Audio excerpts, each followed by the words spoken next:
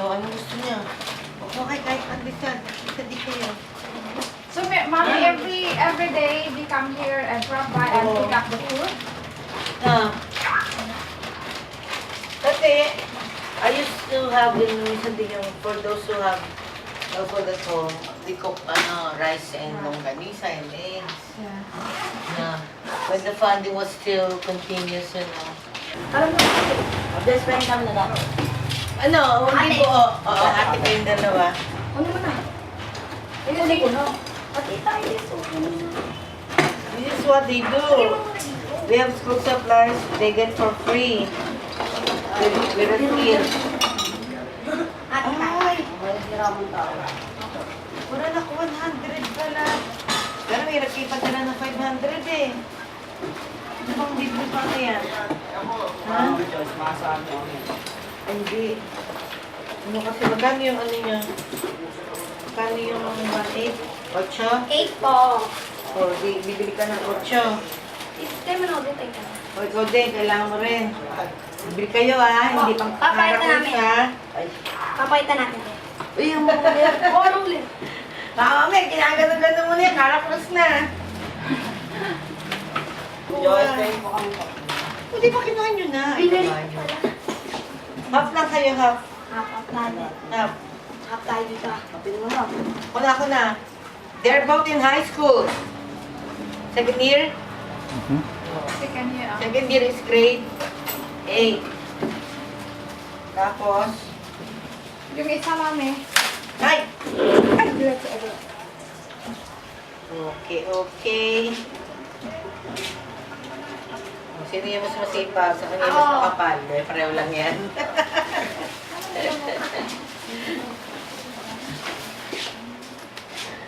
We give them the school supplies, the bags every month of May, last week of May.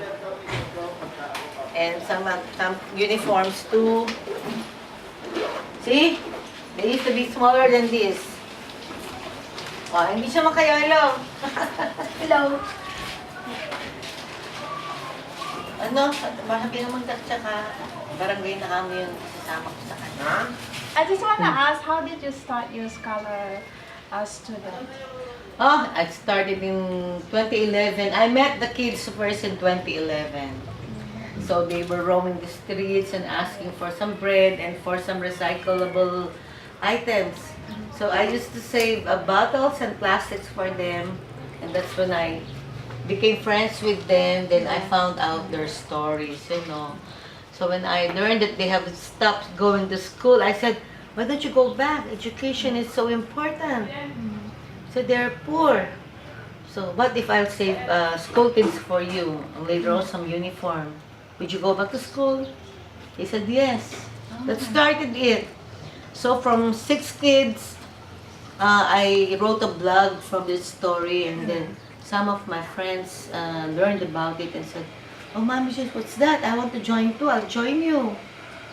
So I didn't realize that from a blog, something so small could become, big and big as the years go by.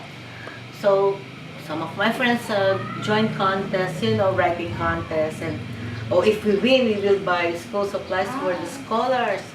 The first one won 10,000 pesos, so it was a lot of school things. And then another one, 5,000, It's like instead of having personal interest for the money, they wanted the kids to have something. So because everyone was new in blogging, they joined contests, and that's history. It became history na. From 6 kids, we got 10, 15, as our funds become bigger. But we're not a foundation. Okay. So where did you get the funding when you to fund all the... No, from our own personal pockets, I tried to find the work online and said my goal was to save enough for the kids so I could buy some uniforms and things.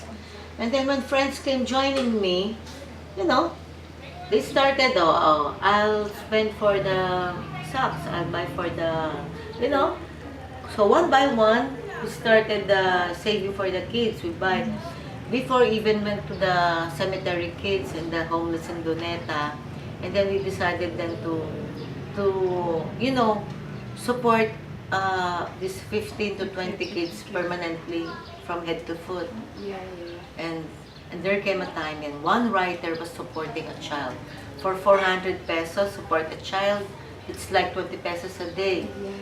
So from that 400 a day, one writer, one child, if you have 10 writers, we have 10 sponsored children. And then some friends started joining us. Yeah.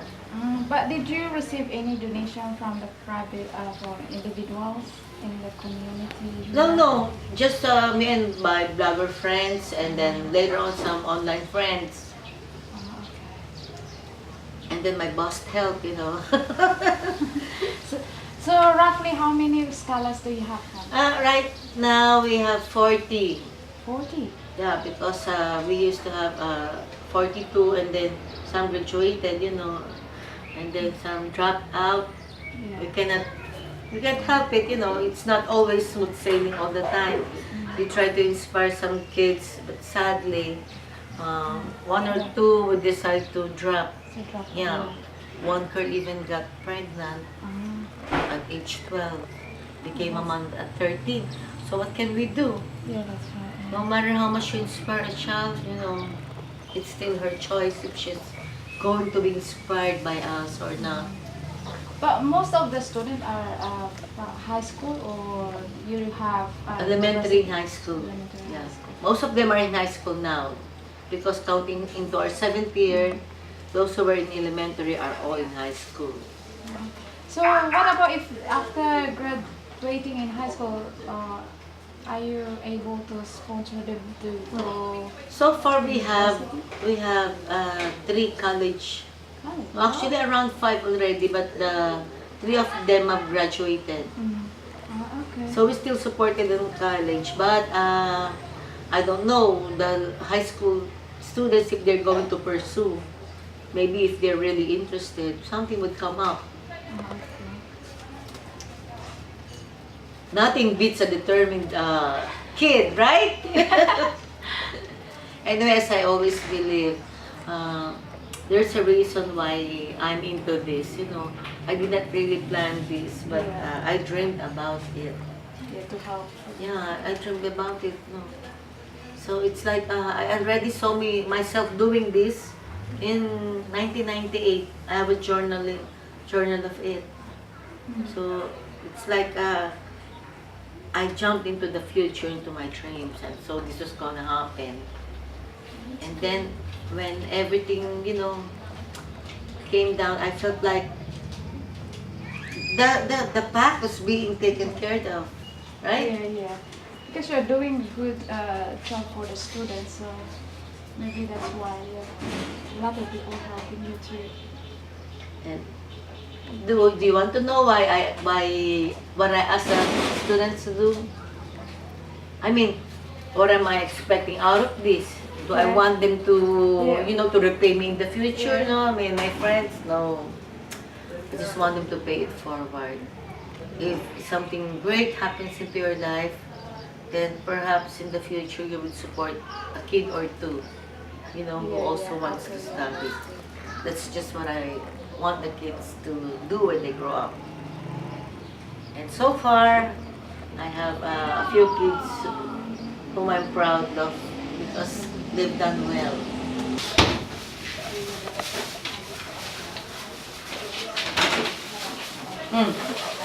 Ay, kapayo! Doon naman ay. Sabihin nyo may ano? Jeric? Ay, hindi mo pa rin ako. Di ba may babi ka doon? Wala. Meron po.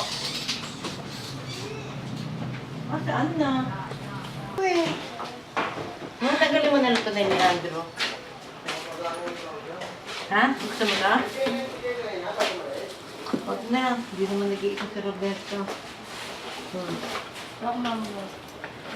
Kumuha ka na nita? Huwag mamulot. Bye! Bye po. She's one of those who regularly attend school, no absence. Yeah, I give incentive to those who are diligent going to school. Ako ang mami. Sige, okay. Bye, Mami Jo. Bili kayo ng station board. Bye! Bye.